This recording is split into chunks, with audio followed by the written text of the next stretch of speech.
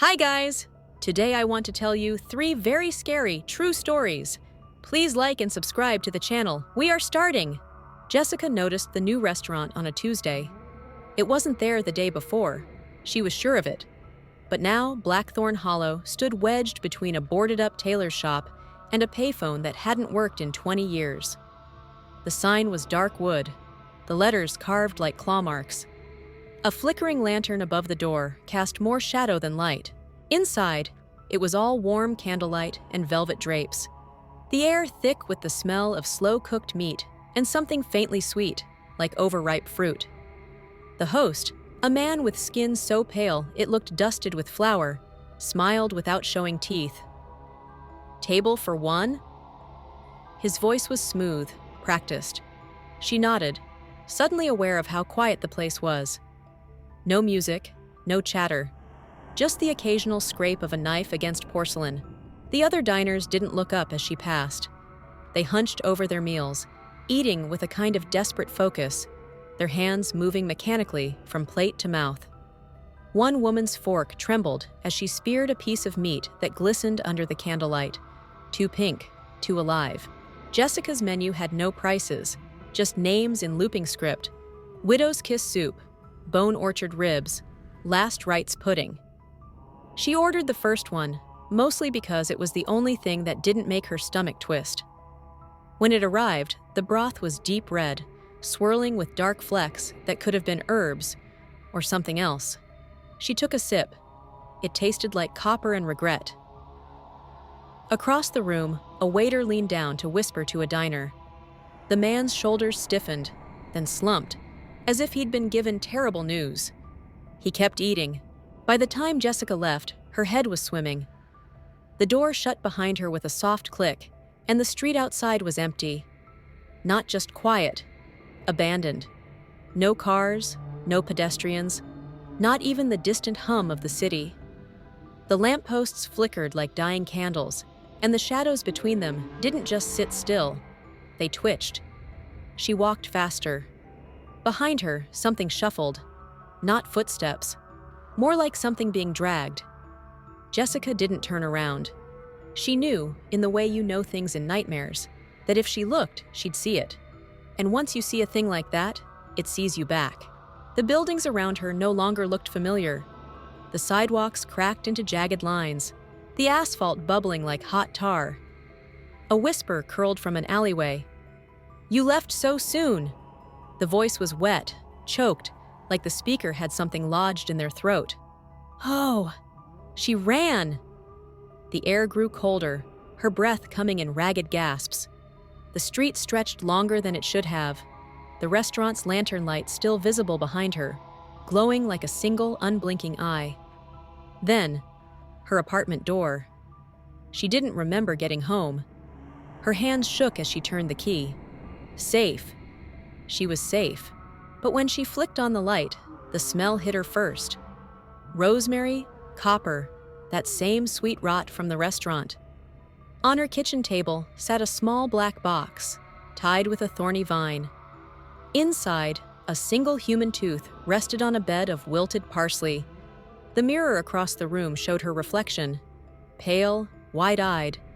And behind her, just over her shoulder, the faintest outline of a figure in a waiter's apron, its mouth stretched into that same toothless smile. The lights went out. Somewhere, a door creaked open, and the whispering began again. "Okay, let's move on to the next story." Whispers in the dark. Emily always took the same route home from school. Past the old bakery with its sweet cinnamon smell, across the empty playground where rusty swings creaked in the wind, then down Maple Street where the streetlights flickered like dying fireflies. It was boring, safe, until today. The sound stopped her dead in her tracks. A wet, squelching noise coming from the open sewer grate right in the middle of the sidewalk. The iron cover was pushed aside carelessly, revealing a yawning black hole. And from that darkness, was that a child crying? "Hello!" Her voice echoed down the tunnel, swallowed by the gloom. Only silence answered. Then, a whisper. Not words, just breathing. Close. Too close. Before she could think better of it, Emily crouched down to peer inside. The stench hit her first, rotting meat and something chemical that burned her nose. Then she saw them, fingers, pale, slimy fingers curling around the edge of the opening. She jerked back with a scream, her foot catching on the broken pavement. The world tilted. Cold metal scraped her arms as she tumbled down, down, down into the hungry dark. When she came to, her head throbbed like a drum. The faintest greenish light oozed from somewhere above, revealing walls covered in thick, pulsating slime. This wasn't any sewer she'd ever seen. The tunnel stretched impossibly far in both directions, its ceiling lost in shadow. And the smell. God, the smell was worse now, like spoiled milk and open graves. Something skittered in the darkness. Emily froze. The sound came again, a wet, dragging shuffle just beyond the edge of light. Then a voice that wasn't a voice at all, just a horrible imitation of one. "Emily, we've been waiting." She ran blindly, her sneakers splashing through foul puddles that clung to her skin like syrup. The walls seemed to breathe around her, contracting and expanding with sickening squelches.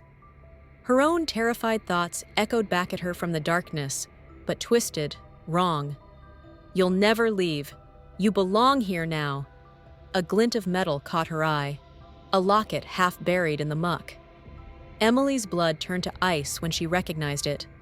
Sarah Miller from her math class had worn that locket every day, until she disappeared 3 weeks ago. The scraping sounds multiplied behind her. Close, so close!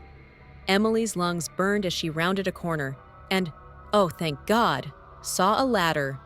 She scrambled up, her fingers slipping on the slime-covered rungs. Just as she reached the top, something cold and boneless wrapped around her ankle. With a final desperate heave, Emily burst out onto the street. She didn't stop running until she collapsed on her own doorstep, gasping for air. Safe. She was safe. That night, as she lay trembling in bed, a new sound joined the usual creaks of the old house. A faint, wet gurgling, coming from the bathroom pipes. Then a whisper, so soft she almost missed it. "We found you." The dripping faucet wasn't dripping water anymore. Thick black sludge oozed from the tap, forming words on the porcelain sink. "Next time, we won't let go." Downstairs, the front door creaked open by itself. Emily pulled the covers over her head and screamed. The unwanted guest, Maya, had been looking forward to this night for weeks. Her first time home alone overnight, while her parents visited Aunt Rachel in the hospital. She'd made grand plans, 3 horror movies back to back, extra cheese pizza, and staying up till sunrise. The perfect rebellious teen night. Everything started normally. She laughed at cheesy jump scares, spilled soda on the couch, no one to scold her, and texted her best friend about how boring being alone actually was. When the grandfather clock struck midnight, she barely noticed at first. Then the house creaked in a way she'd never heard before. Not the usual settling noises. This was deliberate, like footsteps stopping right outside her door. "Just the wind," Maya muttered, pulling her blanket tighter. But the windows were all closed. The air stood perfectly still. A shadow moved in the hallway. Not cast by anything, just a patch of darkness sliding along the wall like spilled ink. Maya's breath hitched. She blinked hard. When she looked again, it was gone. "You're imagining things," she scolded herself, turning up the TV volume. The bathroom faucet turned on by itself with a rusty squeal. Maya jumped so hard, her phone clattered to the floor. The water coming out wasn't clear. It oozed thick and brown, smelling like old pennies. She reached to turn it off, and saw something move in the mirror behind her. A face that wasn't hers. Fumbling for her phone, she dialed her mom with shaking fingers. 1 ring, 2. Then, a whisper right in her ear. "She can't hear you." The call died. All the lights flickered at once, Something was laughing in the basement. Not a recording, not the TV. A wet, gurgling chuckle that made Maya's skin crawl. Worst of all, it sounded exactly like her little brother Timmy. But Timmy was at Grandma's. The front door slammed open with a bang.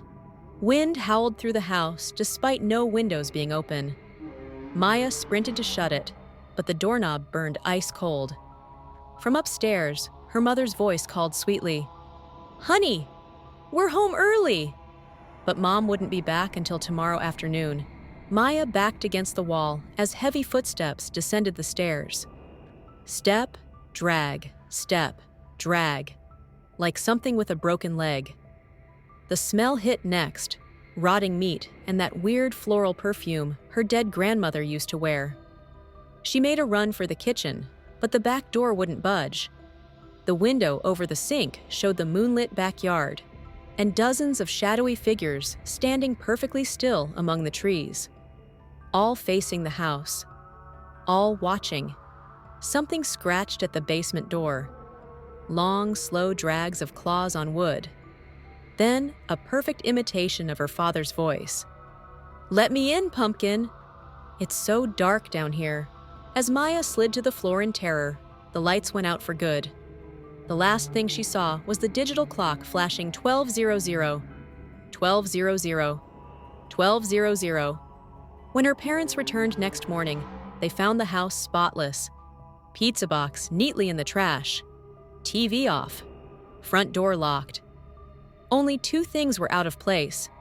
Maya's phone lay shattered in the hallway, and deep claw marks gouged the inside of the basement door.